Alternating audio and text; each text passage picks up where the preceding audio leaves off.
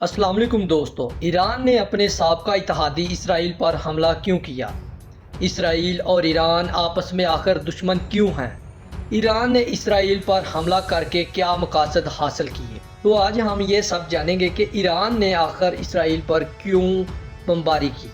दोस्तों, मैं हूँ आपका होस्ट इमरान अली। आप देख रहे हैं डेली लाइफ। 15 अप्रैल 2024 को शाम के दारुल हुकूमत दमिश्क में ईरानी कौंसलेट पर होने वाला हमले के बाद ईरान ने इसराइल की जानब से अतवार की दरमियानी शब ड्रोन्स और मिसाइल दागे थे।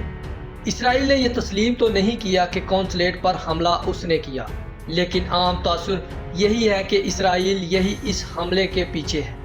दोस्तों, ये तारीख में पहली मर्तबा हुआ है कि ईरान ने इसराइल पर अपनी सरजमीन से हमला किया।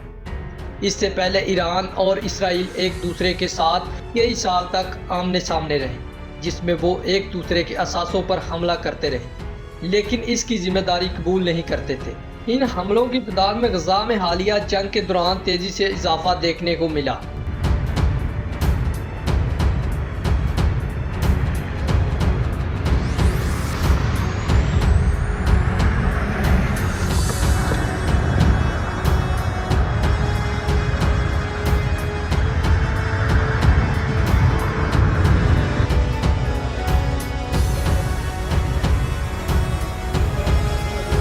तो दोस्तों, ये देखकर आपको हैरानी तो ज़रूर हुई होगी कि इसराइल और ईरान 1979 से पहले तक इत्तेहादी थे। ताहम ईरान में इस्लामी इनकलाब आने के बाद से दोनों ममालिक के दरमियान फासला बढ़ने लगा, क्योंकि इसराइल की मुखालफत ईरानी हुकूमत के पैमाने का एक अहम हिस्सा रही है। ईरान इसराइल को तस्लीम नहीं करता था और इसका खात्मा चाहता था।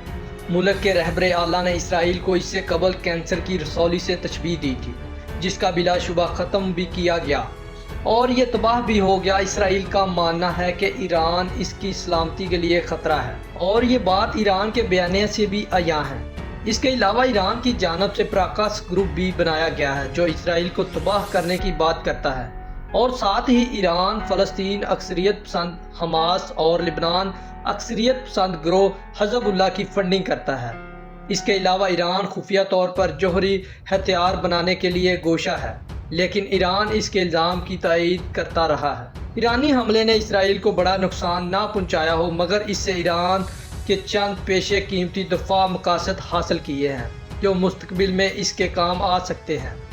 14 अप्रैल 2024 को ईरान ने इसराइल पर हमले के बाद भी बहस अभी तक जारी है। इस हमले का क्या मकसद था और तेहरान ने इससे क्या हासिल किया, क्योंकि बाज़ाहिर 300 से ज़ायद मिसाइल और ड्रोन दागे जा चुके हैं। इसराइल को कोई काबिल ज़िक्र जानी या इन्फ्रास्ट्रक्चर का नुकसान नहीं पहुंचा। ईरानी वज़ीर ख़ारजा ने गुज़श्ता रोज़ कहा कि इसराइल के खिलाफ जवाबी कार्रवाई ख़त्म हो गई है और अब ईरान उस वक़्त तक कोई नया ऑपरेशन शुरू नहीं करेगा जब तक उस पर कोई हमला नहीं किया जाता।